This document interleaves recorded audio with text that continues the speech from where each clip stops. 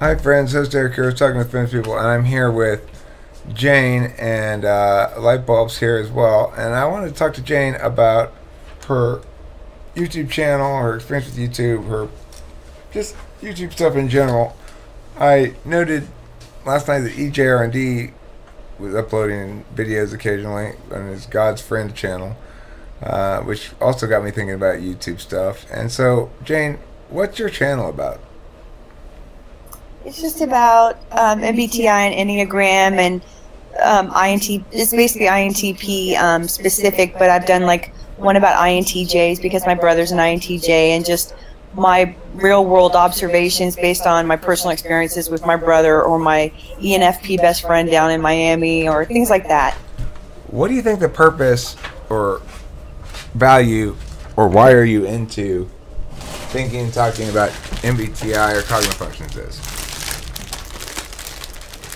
Um, I'm back into it.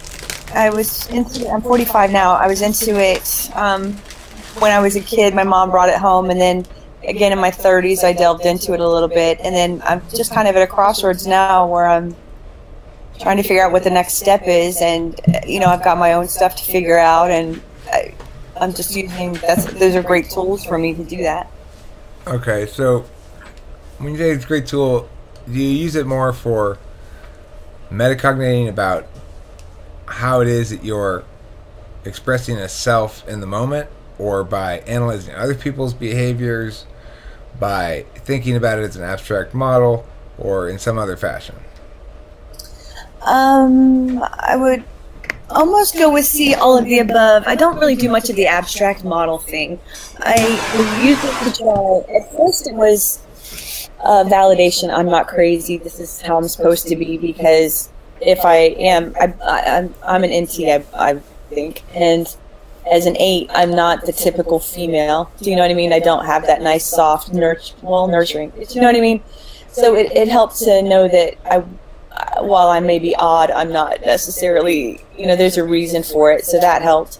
And then in relating to other people, if I, yeah, I have, that's always been my hardest thing is my relating to other people, because they don't conform to my logic, and they get their feelings involved, and it's fucking, so yeah, I use it a lot for interpersonal stuff. I see. Well, what do you think about? I've heard you interact with people enough that I have my opinion about it, but and this is not necessarily my opinion.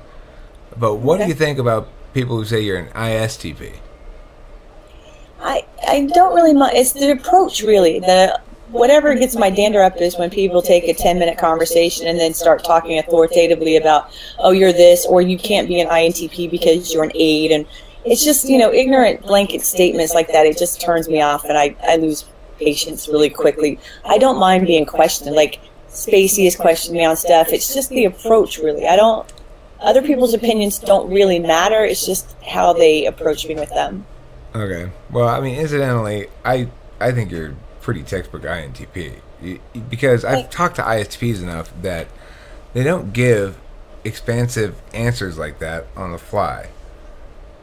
They just don't, because they have that TI. They're strong in the TI, but they are not, ideationally active. So they're in, to the extent that they're working on some sort of SE version of TI in their head, and the rest of the time they're reacting or responding to shit being presented through a judging mechanism that doesn't create a lot of argumentation in the process. So I think you do. I mean, you on multiple occasions I've heard you make the exactly the right argument at the right time, and that's typically an NE and TI thing, not a SE and TI thing. yeah, I think also the 8, like people have a hard time believing I'm an introvert because I can get really forceful or intense or whatever. But I think the 8 kind of confuses the INTP a little bit for people. You know. I mean, I don't think you're an ENTP, because I've been in the room with you plenty of times, and I don't recall you ever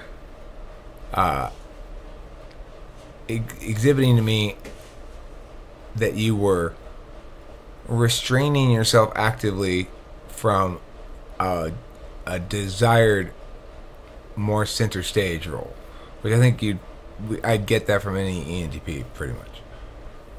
Oh yeah, I hate eyes on me. I hate it. That's why my YouTube channel has the Snapchat filter. I just, ugh. Right. I don't mind, man. I don't mind being publicly visible at all. I seek it.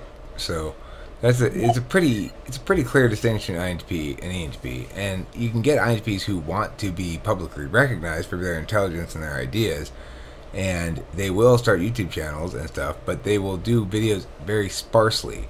The ideal for an INTP is to make a set of, let's say, 24 videos over the course of 2 years, one a month, and each one be absolutely perfect gold representation of what they want to be represented as, and then put that chapter of their life away to file it under their third slot SI identity build over time, you know? Yes. Does that resonate with you as being representative of you? Yes, it didn't. I hadn't thought of it that way, but I can't deny it. When you said it, it absolutely rang true. Interesting.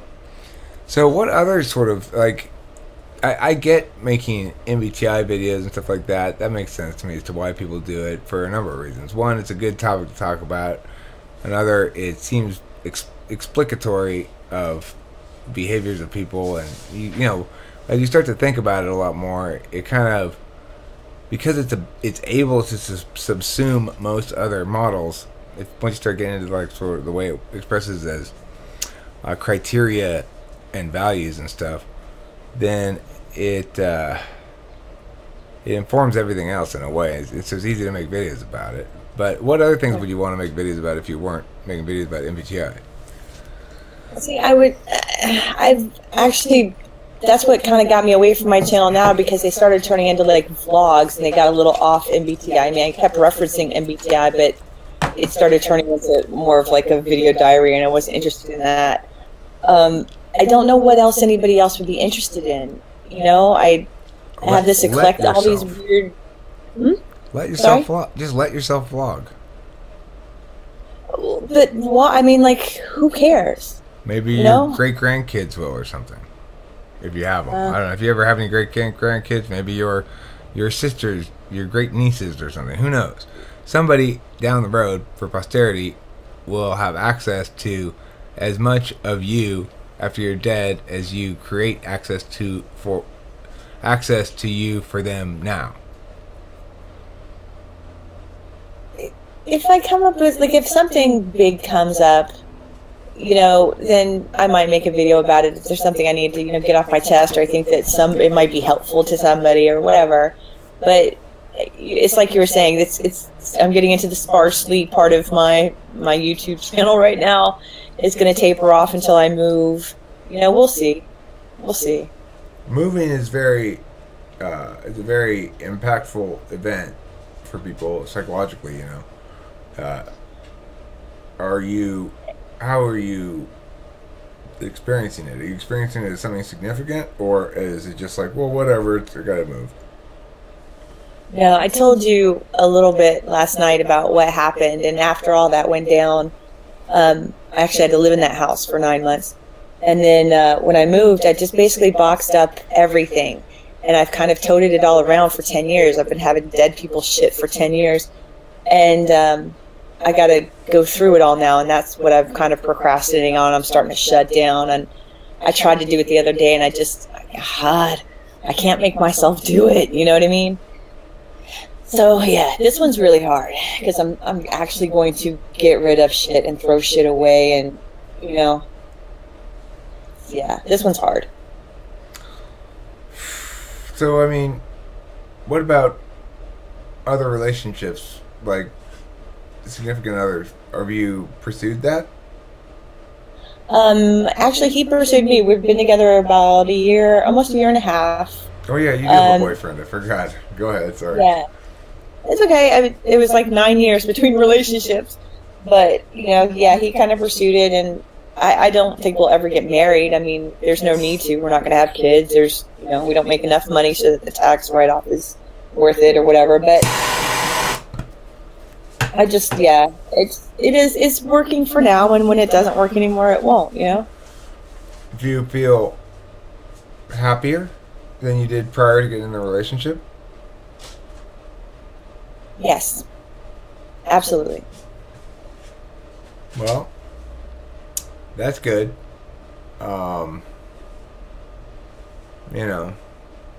Everybody needs someone to poke. Do they? I think so. Anything else you'd like to tell us today about life or your channel or anything else? Yeah, I'm pretty fucking boring. Sorry about that. No, you're not boring at all. I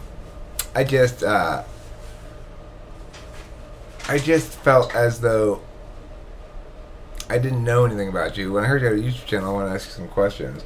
You know how it is. I don't know if you do know how it is, but for me, when people come in here, it's like it's almost as though they have to have been here for a while for me to notice, oh, there's this person, and I might know things about them if I were to ask them some questions instead of just talking at them.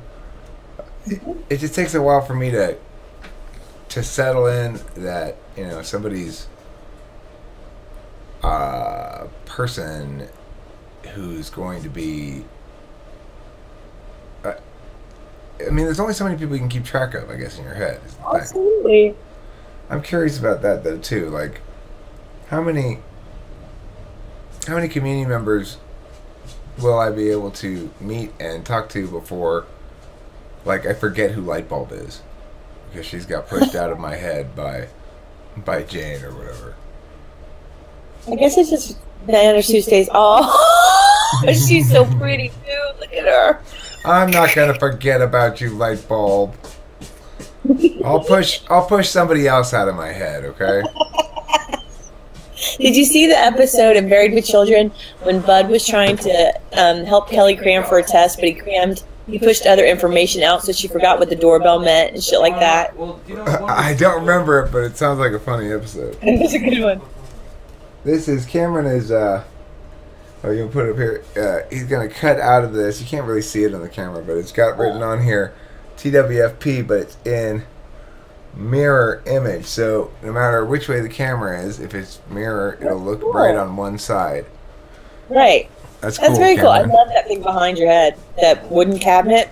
This thing? Oh yeah, it's gonna be. Yes. Yeah, it's the right I love size. that. This is a mirror. It's nice. The carving, all the carving, that looks really great behind you.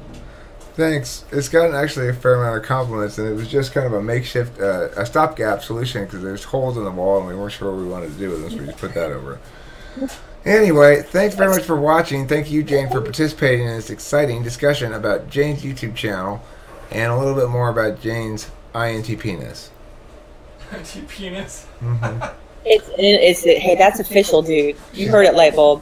She's swinging a big one, too.